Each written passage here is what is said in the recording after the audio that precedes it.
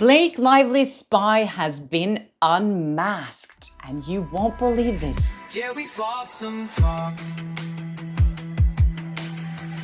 Hi, welcome to Flossom Talk. I'm Tashti Floor, journalist, Hollywood truth teller, and your voice of reason in a town built on delusion.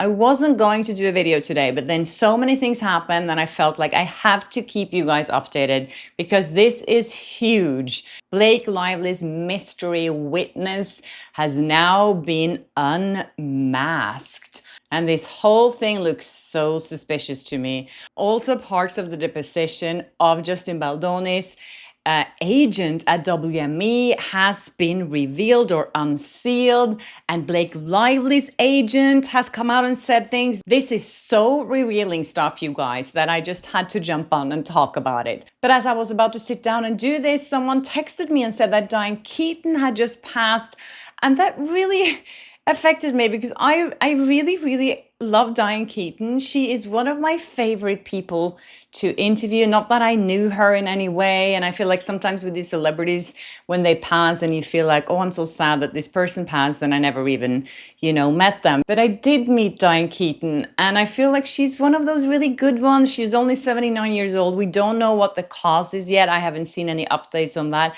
as when I record this video now. But I just wanted to say that she's the reason I received this award because my interview with her got me a first place in 2019 at the Southern California Journalism Award. So this is thanks to Diane Keaton being so nice and open to me in my interview with her. So I just wanted to put that out there before I start this video. She was so funny. She was so warm. She was so honest. She was so enthusiastic. She didn't kind of lose herself into the fanfare of Hollywood. She didn't act like a movie star. She was just this quirky, kind of shy person who had an amazing fashion style. I followed her on Instagram. I talked to her a lot about those things when we met. We also spoke about her decision never to get married and personal things like that she shared with me. So anyways, I'm so sad about Diane Keaton. I'll leave my interview with her in the pinned comment if you want to watch it. Anyways, let's get into this mystery woman that has now been revealed. Her name is Claire Ayub, and she is the person that did that allegedly illegal recording with Steve Sarowitz and also said that she had unpleasant interactions with Justin Baldoni on the set of another movie. I said back then when this was revealed and her identity was still secret, I said that I thought that person was Blake Lively. I was wrong. There is actually another person here, and she directed a film called Empire Waste, a film that Wayfair produced. Her declaration is now unsealed. She says here, I wrote and directed a film called Empire Waste, which was produced by Wayfair Studios. Justin Baldoni, a founder of Wayfair, was a producer. As part of my work on Empire Waste, I had repeated negative interactions with Mr. Baldoni and his associates, including verbal abuse by Mr. Baldoni. I asked Wayfair that Mr. Baldoni not be permitted on set during the majority of production as a result of those experiences.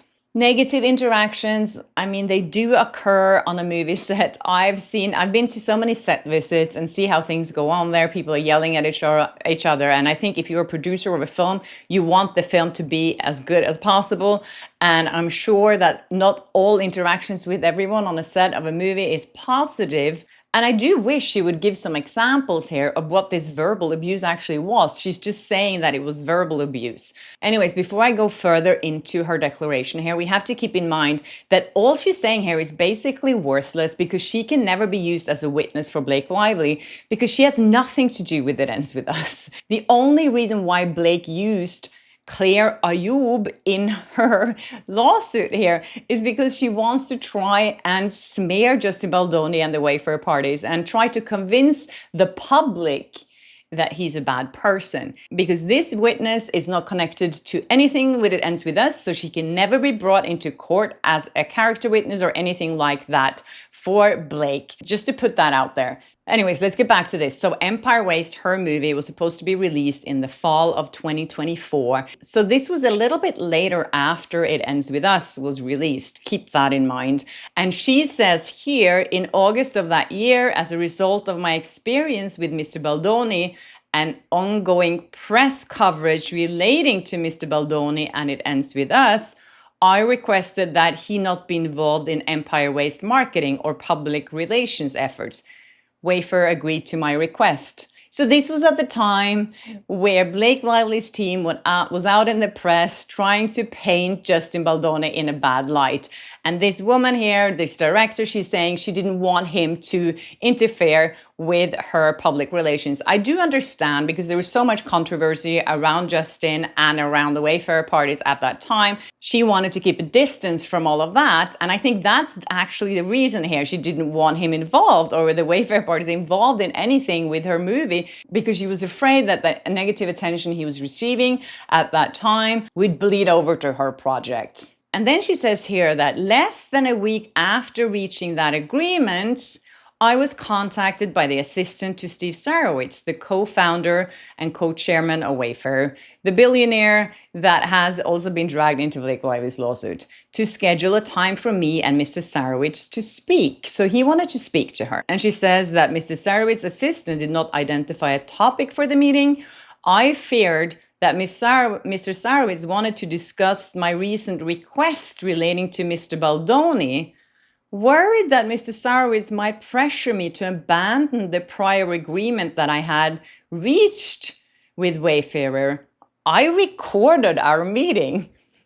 So she's saying here the reason she recorded Sarowitz, allegedly illegal here. I'm not sure completely yet if he was in California, if she was in California, which state this happened in, because this was a phone call, as we now know. And in a lot of states in America, it's illegal to record someone without their permission or without their consent.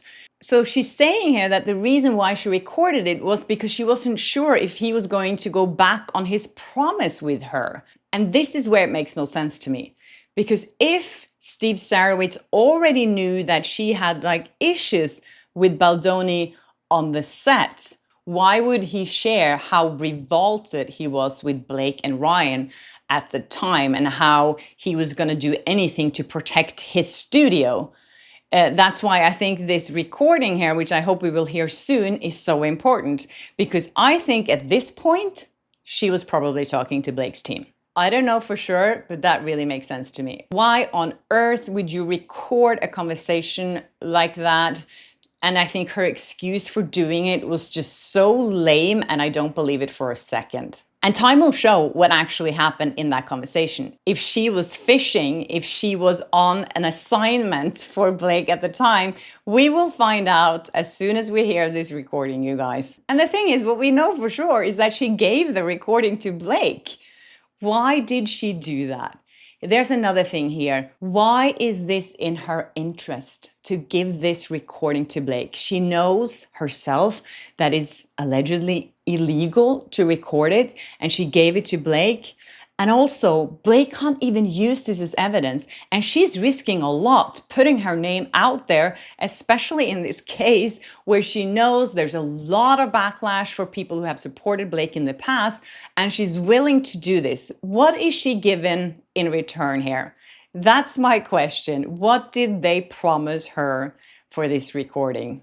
Could you imagine if it was the other way around here, by the way? Just think about it for a second. If Baldoni would reach out to some people who'd worked with Blake in the past or present time and get their declarations and put them in the docket, there would be hundreds of these, of people who had unpleasant experiences with Blake. I think me personally, I spoke to about 20 people who had terrible experiences working with Blake. So this is completely irrelevant. And who knows, maybe Baldoni got annoyed with this person and he lost his temper a couple of times because he felt that maybe she was spending too much money on certain things.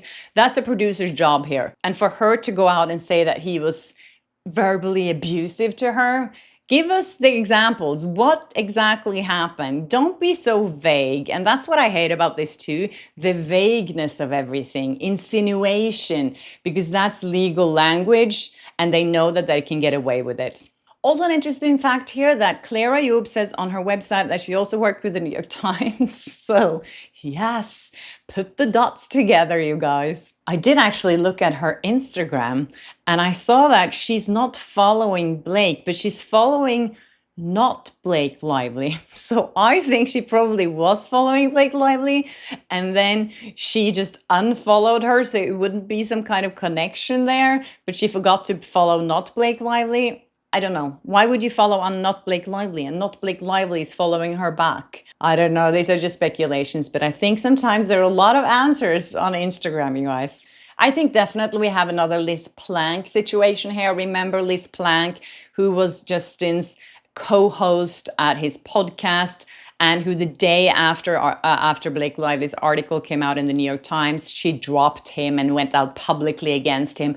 They'd been working together for 4 years. There's so many people like that here in Hollywood, you guys, and it's so revolting to see how these people have absolutely no integrity. And the fact that this woman is willing to give and try to give Blake Lively more ammunition here, which is not going to work, by the way, it's just like, it's disgusting. She allowed herself to be weaponized against Baldoni. Yeah, my question is, what does she get out of this? I'm sure we're going to find out soon. I was looking at her IMDb. I don't think she has any upcoming projects. So let's see if she's going to be connected in any way to anything that Ryan or Blake does in the future. I'm guessing yes. And more evidence have been unsealed, you guys. This is also really, really interesting. This is a testimony from Danny Greenberg, who used to be Baldoni's agent over at WME. Remember WME, the agency, the talent agency that also just dropped him within 24 hours. And he's, I think, allegedly the guy who received a phone call from Ryan Reynolds telling him to drop Baldoni. And in this testimony, he's sharing some explosive details about what went on. He is basically saying that Blake tried to extort Sony. He's using the word extort here, which is something that Baldoni's lawyer was reacting to. And she was like, why are you using that word? Was it really that strong? And he said, yeah, I felt that word was necessary at the time when this happened. Then there's also a deposition from Blake Lively's agent here, Warren Zavala, and he says that he went to the set twice, which he's never done in 24 years, he says. And he also says that he knew of no complaints from Blake during the second round or the second part of this filming, meaning that she didn't complain about anything. And the only thing that he said is that he knew about creative differences in post-production. As we all know, Blake Lively edited her own version of the movie, and Sony was pressured to release her cut of the movie in the end. Yes, so this agent visited the set and said that everything was going well. So it's weird that he didn't know about this if he was so terrible. Also, there's a deposition from Blake Lively's makeup artist, and she's telling another story saying that Blake Lively felt uncomfortable. I haven't seen everything from her yet, so I'm not going to get into that. I'm sure there's going to be more details coming out. I wanted this to be just a quick update for you guys so you know what's going on right now, that things are being unsealed and we're getting to the bottom of a lot of these things and we're hearing it directly from the people who were there. And I don't know if we're going to hear directly from Greenberg at one point that they're going to unseal the portion where he says that he received a phone call from Ryan Reynolds, because I'm sure he was asked why he dropped Justin Baldoni the next day after that article came out without even knowing the truth yet. But anyways, at least we know now that Danny helped Baldoni create these emails to Sony, help him draft them to explain to Sony what was going on and how Blake Lively was trying to take over the movie and was extorting Wayfair. And as you know, she later extorted Sony as well. And now many people are speculating in why Blake actually accepted such a low salary. Yeah, $1,750,000 is not a lot of money for an actress in Hollywood that's well known. I don't know what usually Blake gets for a movie, but some people were saying that was pretty low. And Ryan Reynolds did something similar with Deadpool, when he agreed to take a lower salary and then he ended up taking over the movie. So maybe that's why Blake Lively's salary was pretty low. She wanted to do the movie and then she knew that, okay, I'm going to be an executive producer here. I'm going to do with this whole thing, as I've spoken about so many times, how Ryan and her did this together, and to take over this and to take over the whole Colin Hoover universe and make it into my universe.